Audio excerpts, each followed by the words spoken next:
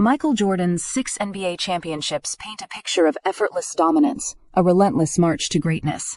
But the rings tell only half the story. Behind every iconic moment lay a brutal gauntlet of playoff battles, a relentless series of physical and mental wars against some of the toughest, most determined teams in NBA history. Jordan didn't just win, he endured. He weathered storms of unparalleled intensity, pushed to his absolute breaking point by adversaries who saw him as the ultimate obstacle to their own championship dreams. These weren't just competitive series. They were crucible moments that forged his legendary resolve. From the infamous Jordan rules to grinding 7-game wars that tested every fiber of his being, certain playoff matchups stand out as truly brutal tests of will.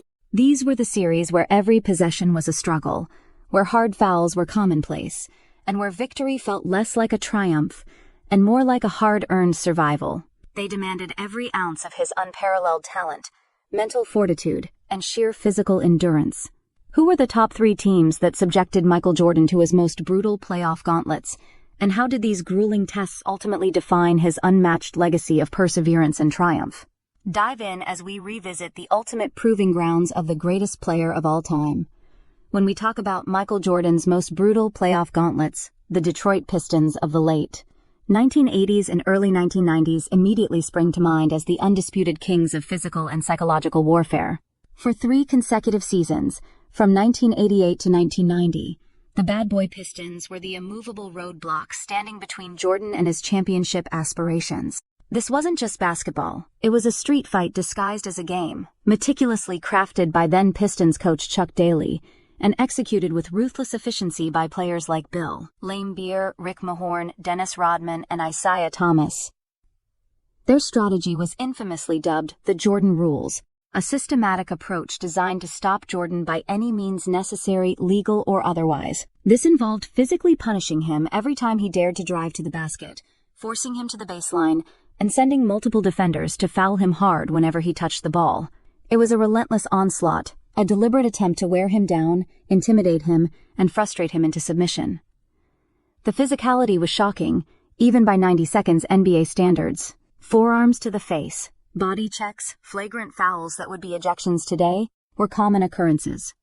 Scottie Pippen himself got dragged off the court injured in one memorable exchange. Jordan absorbed countless blows, often getting knocked to the floor without a whistle, only to pick himself up and keep coming.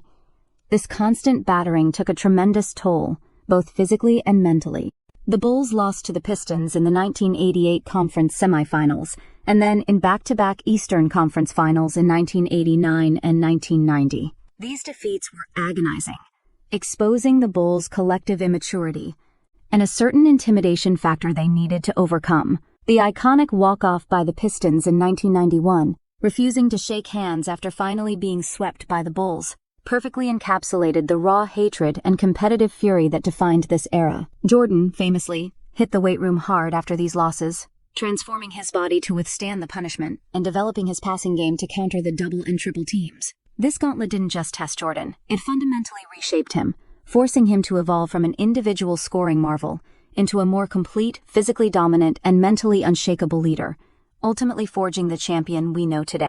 Following the Pistons' reign, Michael Jordan and the Chicago Bulls quickly found their next brutal playoff gauntlet in the New York Knicks. Under the iron-fisted coaching of Pat Riley, the Knicks of the early to mid 1992 were an embodiment of smash-mouth basketball.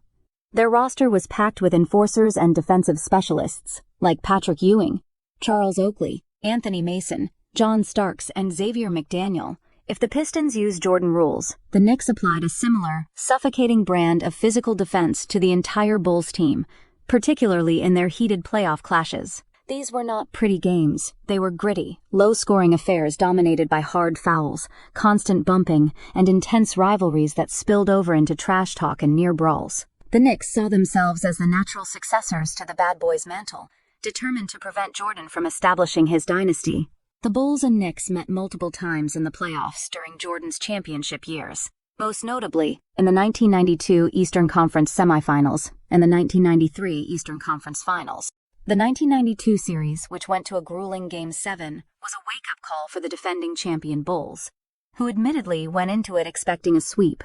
The Knicks' physicality and defensive intensity shocked them, showcasing just how tough every series would be on their path to repeated titles. In 1993, the Knicks even held home court advantage and took a commanding 2-0 lead in the Eastern Conference Finals, a rare feat against Jordan's Bulls. These series were characterized by constant contact, powerful blocks by Ewing, relentless rebounding by Oakley and Mason, and the fiery perimeter defense of Starks, who famously had an on-court headbutt incident with Jordan. Jordan himself famously admitted to needing to talk trash to the bully so we all can gain confidence, referring to facing Xavier McDaniel. The Knicks' relentless style pushed Jordan and the Bulls to their absolute physical and mental limits, demanding incredible endurance and tactical adjustments in every single game. Surviving these New York Gauntlets solidified the Bulls' status as true champions, proving they could win not just with finesse, but through sheer toughness and an unwavering will to endure. Even in his final, iconic championship run with the Chicago Bulls in 1998, Michael Jordan was not granted an easy path. The Eastern Conference Finals against Reggie Miller and the Indiana Pacers proved to be perhaps the most brutal test of his second three-peat era, pushing the aging Bulls to a grueling 7-game series. This gauntlet was different from the raw physicality of the Pistons or the relentless pounding of the Knicks. By 1998, Jordan was 34 years old, navigating the immense fatigue of a long career and facing a Pacers team that was perfectly constructed to challenge the Bulls' aging dynasty. Led by the clutch shooting of Reggie Miller, the defensive acumen of Rick Smits, and the strategic brilliance of coach Larry Bird, the Pacers were deep, disciplined, and utterly fearless. They possessed the perfect blend of offensive firepower and defensive tenacity, making every single possession a war of attrition. The series was a back-and-forth slugfest, with the Pacers trading blows with the Bulls and proving they weren't intimidated by Jordan's legendary aura. Game 3, a decisive Pacers win, sent a clear message. Game 4 saw a classic Reggie Miller game winner with less than a second left, tying the series at 2-2 and shifting momentum.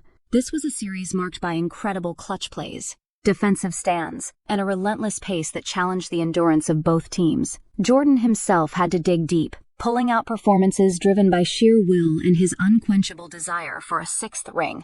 The series culminated in a dramatic Game 7 in Chicago, a high-pressure, low-scoring grind that saw both teams fighting for every basket.